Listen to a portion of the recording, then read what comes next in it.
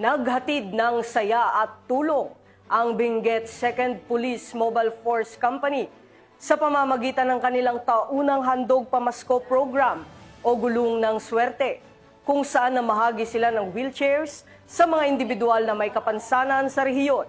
Alamin ang detalye mula kay Police Master Sergeant Lenny Valerio.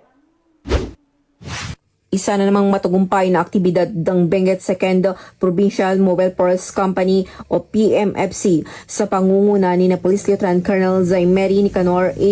Valenzarina ang mga wheelchair sa dalawang benepisyaryo sa ilalim ng Gulong ng Swerte Project. Isang programang naglalayong iangat ang buhay ng mga individual na may kapansanan at ito ay isinakatuparan sa Kubabeng 7 Bukod Benguet nito lamang ika-9 ng Disyembre taong kasalukuyan.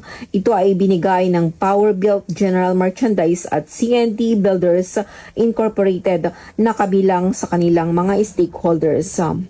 Ipinahayag ng pamilya ng benepisyaryo ang kanilang taus-pusong pasasalamat para sa suporta.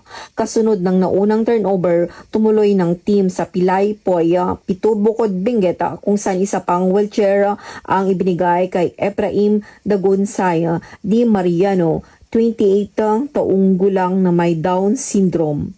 Ang aktibidad ay hindi lamang nagbibigay ng mahalagang kagamitan at suporta sa mga individual na may mga espesyal na pangangailangan o kapansanan, kundi pinapalakas din ang ugnayan sa pagitan ng pulisya at ng komunidad.